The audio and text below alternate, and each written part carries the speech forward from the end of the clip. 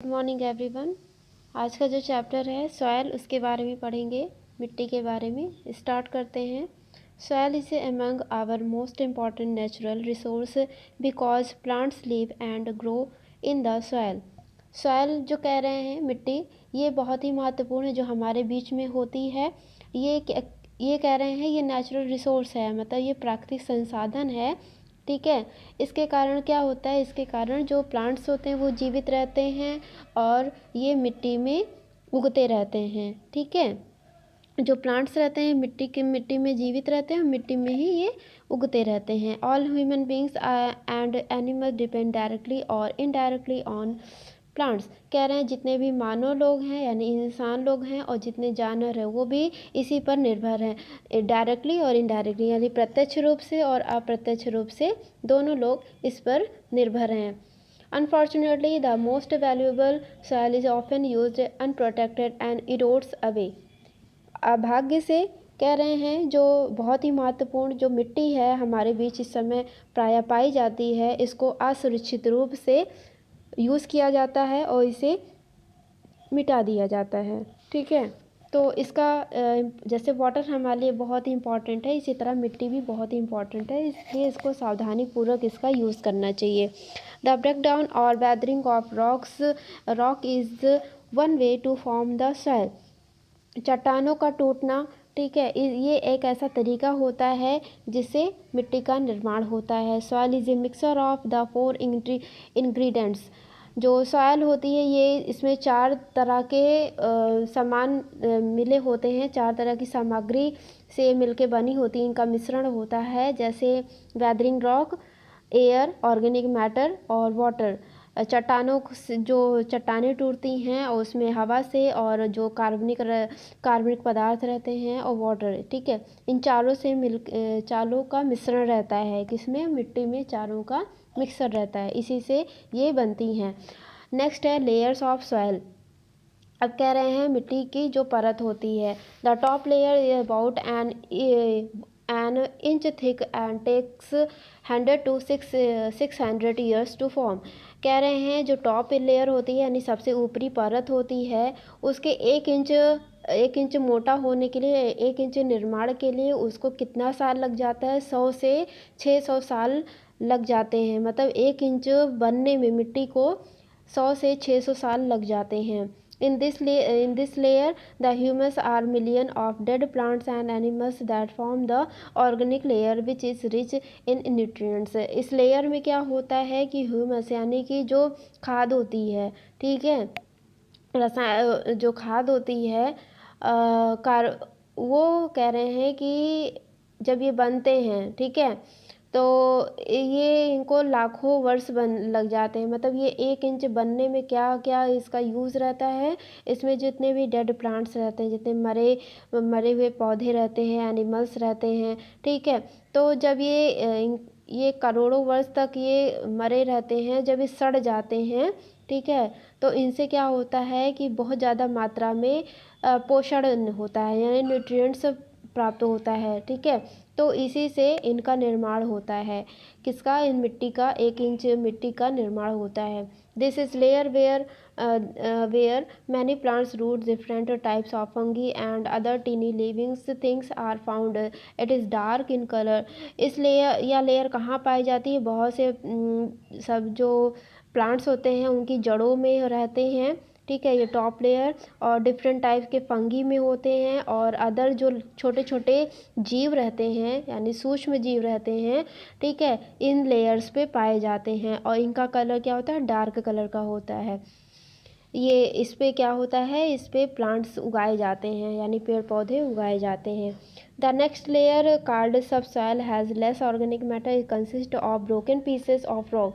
Next जो layer, पहली जो लेयर थी वो टॉप लेयर थी, नेक्स्ट है सब सॉइल। ठीक है। तो इसमें क्या होता है, इसमें ऑर्गेनिक मैटर जो कार्बनिक पदार्थ होते हैं वो बहुत ही कम मात्रा में होते हैं।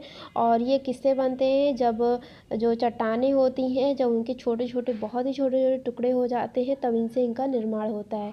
इसमें जो प्लांट्स होते हैं वो अच्छी तरह से बढ़ नहीं पाते, ग्रो नहीं हो पाते हैं।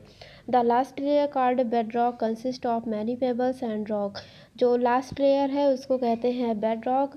इसमें कह रहे हैं कि इसमें पेबल्स और रॉक यानी कंकड़ और छोटे छोटे पत्थरों के जो टुकड़े होते हैं वे बहुत ज़्यादा पाए जाते हैं। ये बहुत, इसमें कह रहे हैं इट इज़ मोर सैंडी, ये बहुत ज़्यादा बलुई होती है, यानी इसमें ज़्यादा मात्रा में बालू होती है। It is organise is colour. तो इनका कह रहे हैं ये कार्बनिक कलर का होता है, यानी कि बालू का जैसे कलर होता है तो इनका कलर भी वैसे ही होता है। नेक्स्ट है टाइप ऑफ सॉयल। अब कह रहे हैं मिट्टी के प्रकार। Soil are classified on the basis of amount of sand, slit and clay present. Soil को कह रहे हैं कि इनके बेस पर क्लासिफाइड किया गया है, जैसे बालू, सैंड, स्लिट एंड क्ले, यानी कि बहुत ही बालुई तरह से कंकड़ीली और बहुत ही अच्छी वाली मिट्टी जो क्ले होती है, ठीक है, यानी बहुत ही इसके फाइन पार्टिकल होते हैं क्ले के। तो इसे पढ़ेंगे वन बाय वन करके कि कैसे होते हैं। फर्स्ट है ग्रेवल। ग्रेवल टाइप्स, जो ग्रेवल सॉइल होती है ये कैसी होती है। Gravel is a made up of stone and pieces of rock, it does not retain water.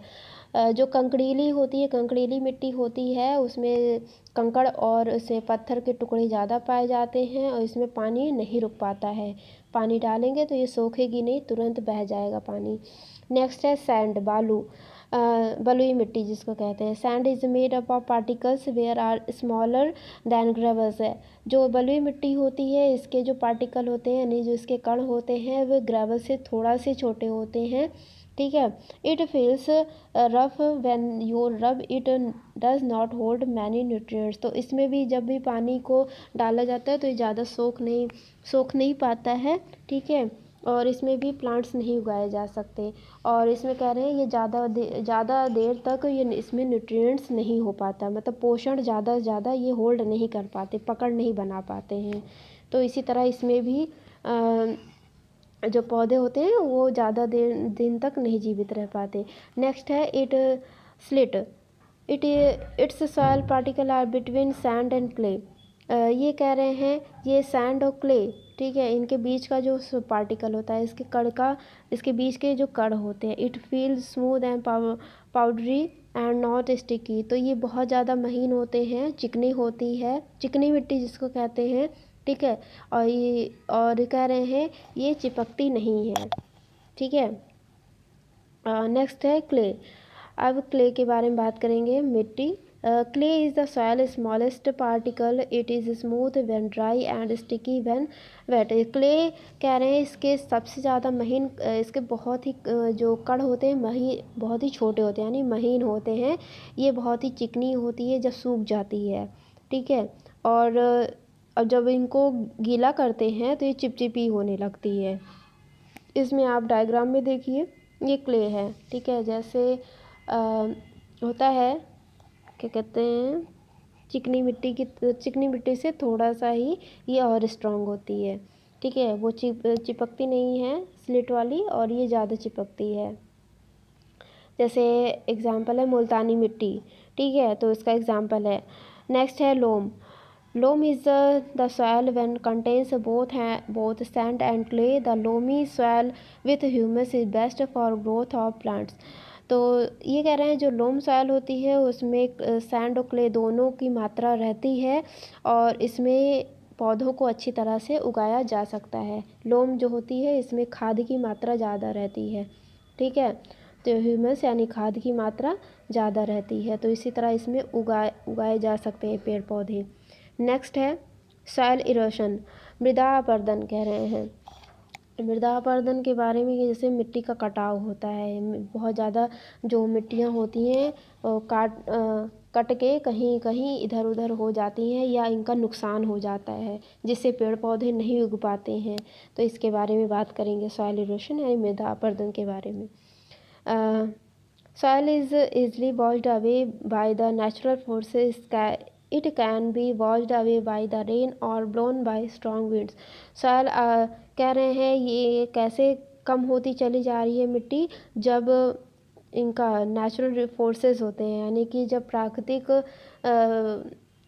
जो प्राकृतिक बल लगता है, यानी कि जैसे कभी कभी होने लगता है कि बहुत ज़्यादा धूल मिट्टी उड़ने लगती है, तूफान आ जाते हैं, बहुत ज़्यादा भारी मात्रा में बरसात होने लगती है, ठीक है, पहाड़ या चट्टान टूटने लगते हैं, ठीक है। तो इनके कारण क्या होता है कि जो मिट्टियाँ जो टॉप सॉइल रहती हैं वो उड़ के कहीं और चली जाती हैं।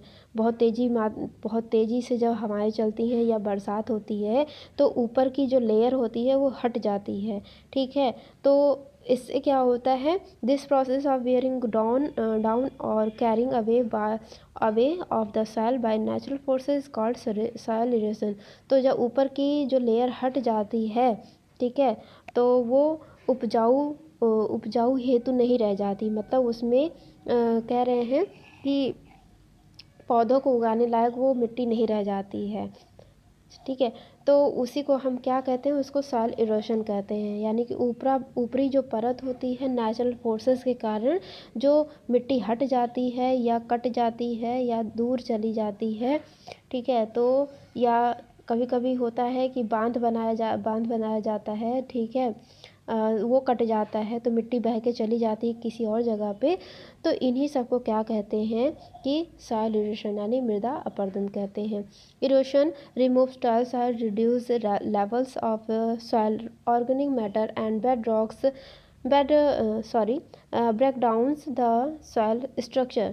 इरोजन क्या कहता है, इरोजन या जो अपरदन होता है इसमें क्या क्या रिमूव हो जाता है, हट जाता है, यानी कि ऊपर की जो लेयर होती है यानी टॉप सॉइल रिमूव्स हो जाती है, हट जाती है, और जो मिट्टी का जो कार्बनिक पदार्थ रहता है उसका लेवल भी कम होता चला जाता है, और इस तरह जो मिट्टी की बनावट रहती है वो मिट्टी की बनावट भी कम होती चली जाती है। This causes a loss in nutrients and often creates a less favorable environment for plant growth। तो इसके कारण क्या हो रहा है कि जो मिट्टी का जो न्यूट्रिएंट्स है वो कम होता चला जा रहा है, जिसके कारण जो हमारा पर्यावरण है उसमें जो लोग पौधे लगा रहे हैं वो कम बढ़ रहे हैं, ठीक है, यानी पौधों की जो मात्रा है वो कम होती चली जा रही है। इसके कारण मतलब जब मिट्टी की कमी हो जाएगी तो पौधे भी कम उगने लगेंगे। नेक्स्ट है the factor affecting soil erosion. अब इसका कारण क्या है, मतलब सॉइल इरोजन किसके किसके कारण हो रहा है। फर्स्ट है इसमें इरोजन बाई वाटर। अब पानी के द्वारा जो अपरदन हो रहा है, when it rain heavily large amount of water flows on earth with force। जब ज़्यादा मात्रा में बरसात होती है, ठीक है, हैवी रेन होने लगती है, तो वो कह रहे हैं कि जो पानी की मात्रा होती है वो बहुत तेज़ी से बहने लगता है, जिसके कारण पृथ्वी पर एक फोर्स उत्पन्न होता है, एक बल लगता है, ठीक है। It washes the rich top soil. तो ये क्या करते हैं, जब पानी बहुत तेज़ी से बरसेगा तो ऊपर की जो लेयर रहती है वो हट जाती है, मतलब मिट्टी की जो ऊपर की लेयर होती है वो हट जाएगी, ठीक है। तो जब हट जाएगी तो उसके कारण वो मिट्टी का नुकसान होता है।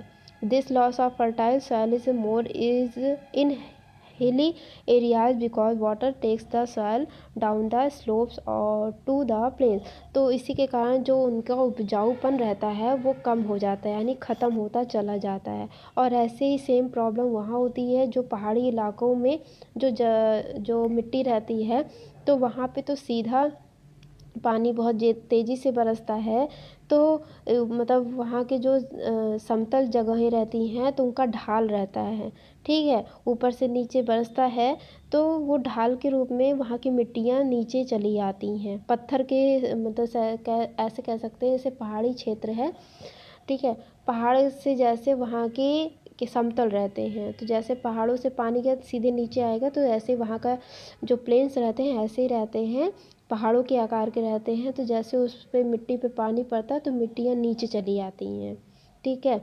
तो इस तरह से उनका जो उपजाऊपन रहता है मिट्टी का वो ख़त्म होता चला जाता है। The force of river is also strong in the hills and it also carries the soil from the higher lands to the plain. इसी तरह कह रहे हैं कि जब नदियों में फोर्स लगता है बहुत ज़्यादा मजबूती, तो वहाँ की जो पहाड़ियाँ क्षेत्र होते हैं वो हिल जाते हैं पूरी तरह से, ठीक है।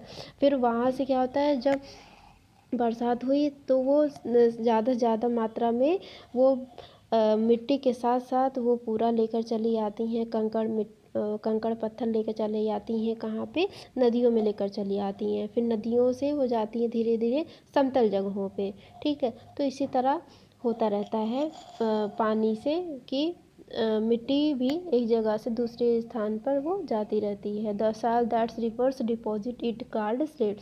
तो जो मिट्टी जो रिवर्स में डिपॉजिट हो जाती है यानी जम जाती है, जो पहाड़ों से आई मिट्टी वो जाके कहाँ आ जाती है, वो नदियों में जम जाती है, तो उसको हम स्लिट कहते हैं। Slit is very rich and fertile. तो ये जो स्लिट होती है वो बहुत ही मजबूत और फर्टाइल होती है, यानी बहुत ही उपजाऊ होती है, ठीक है। तो ये था वाटर के कारण, यानी पानी भी नुकसान करता है, इसके कारण बहुत ही ज़्यादा लॉस हो जाता है मिट्टी का।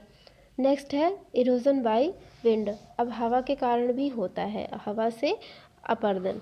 Wind is also responsible in the process of erosion but it works more slowly than water. कह रहे हैं पानी भी इसके लिए उत्तरदायी है, जिम्मेदार है। इसके इरोशन के प्रोसेस में, यानी इसके प्रक्रिया में क्या होता है, ये काम तो करता है लेकिन वाटर ज़्यादा काम करता है, ये कम काम। मतलब ये कह रहे हैं कि जब पानी से इरोजन होता है तो वो बहुत ज़्यादा नुकसान कर देता है, लेकिन हवा से कम नुकसान होता है।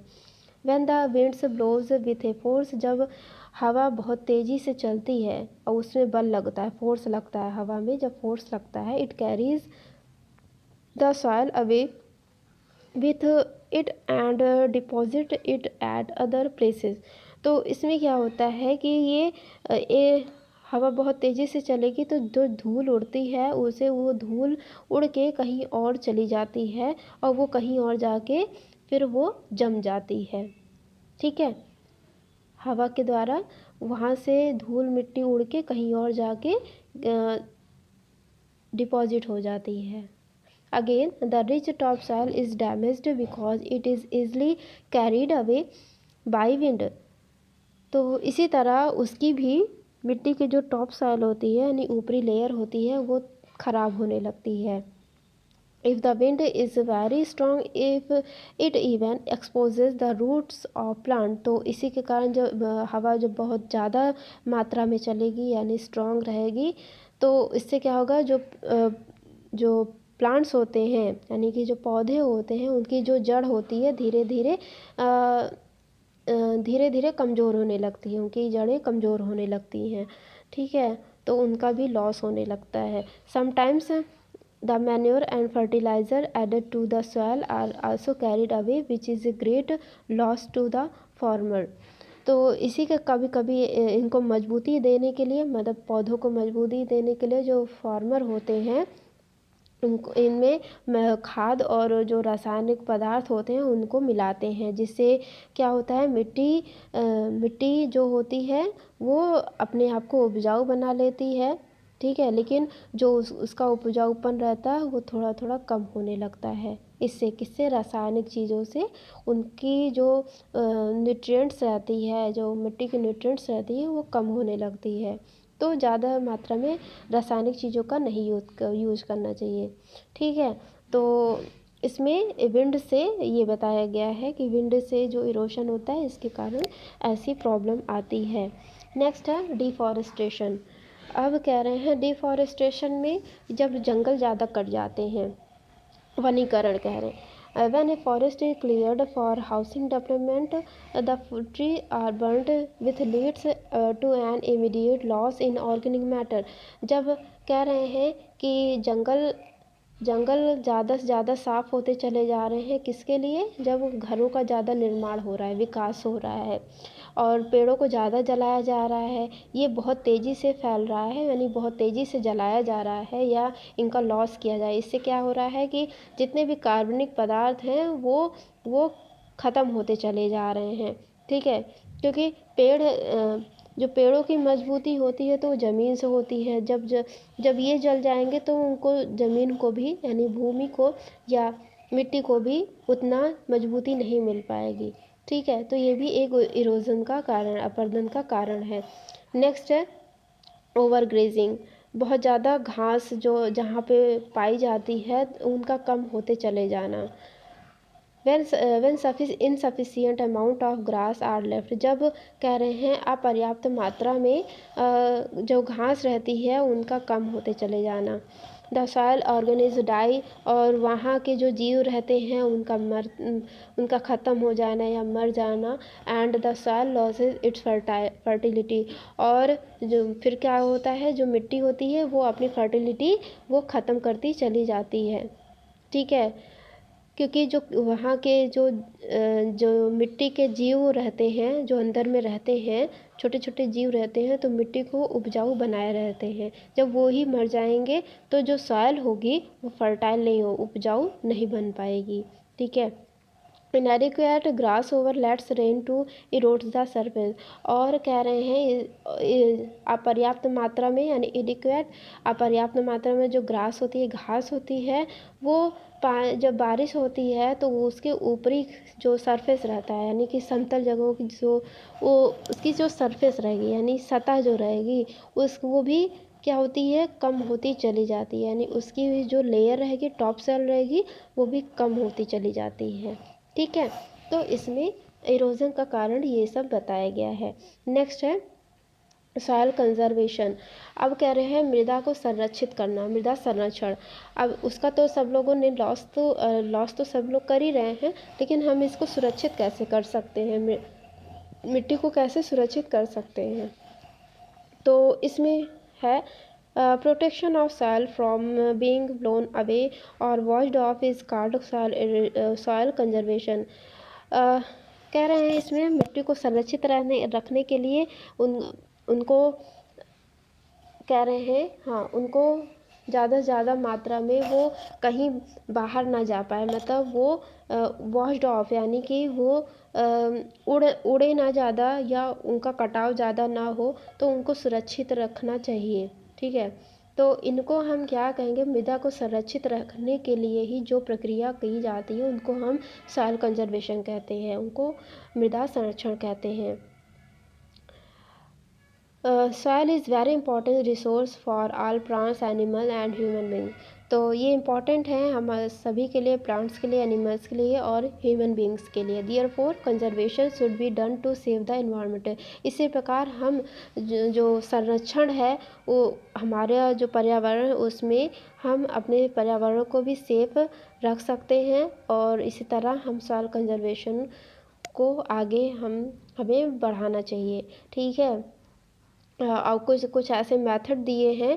ठीक है, तो इससे क्या कर सकते हैं हम, जो मृदा संरक्षण है उसकी प्रक्रिया को हम बनाए रख सकते हैं। तो फर्स्ट इसमें जो प्रोसेस है वो क्या है, एक उसके पहले एक चीज़ बताते हैं। Do you know Sahara desert is the largest desert in the world. जो सहारा रेगिस्तान है ये संसार का सबसे बड़ा रेगिस्तान है।